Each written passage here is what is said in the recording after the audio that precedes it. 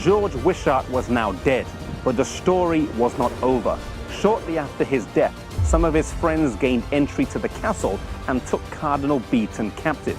They put him as a prisoner here in the Sea Tower, the same place where John Knox commented that many of God's children had been imprisoned for their faith.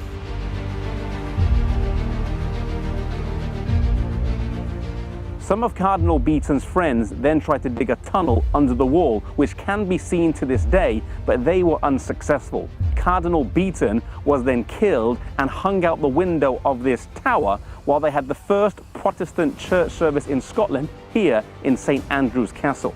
Not everything the Reformers did in the past is to be imitated or was right. Ultimately, we have to look to Jesus as our example in all things.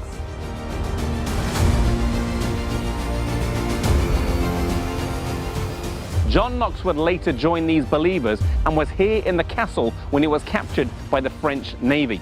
Along with some others, he was sentenced to work as a galley slave and did this for 19 months. Then he was released. No one really knows why, because it was not normal custom to release a galley slave, but providence must have been in his favor. He returned to Scotland, but soon after he went to England, where he spent some time with Thomas Cranmer, Archbishop of Canterbury, and then he also went to Berwick-upon-Tweed, where he preached and ministered there.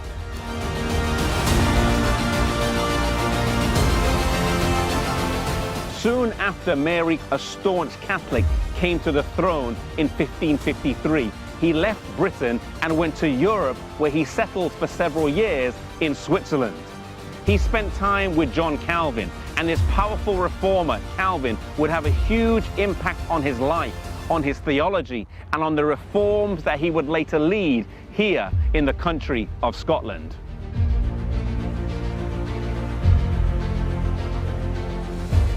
In 1559, he returned here to Scotland, this time for good, and took over as the minister here in St. Giles Cathedral, becoming its first Protestant minister.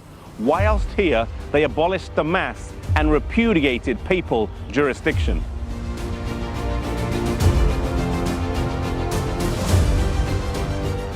As well as preaching, he was also instrumental in writing some important documents that helped to frame the church.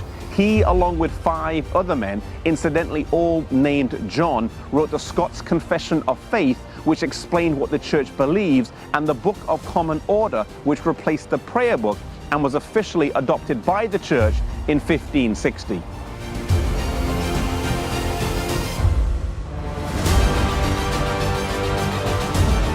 Despite the fact that he traveled extensively throughout his life to different parts of Britain and Europe, he always maintained a deep passion for Scotland, famously saying once, "Give me Scotland or I die."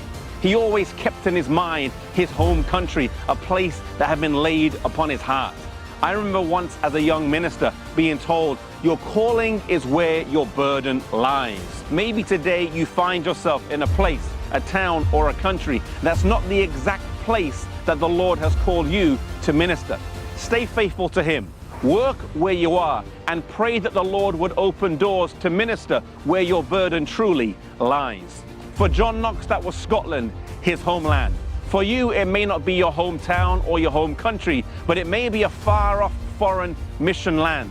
Wherever it is, be faithful to God and follow as He leads.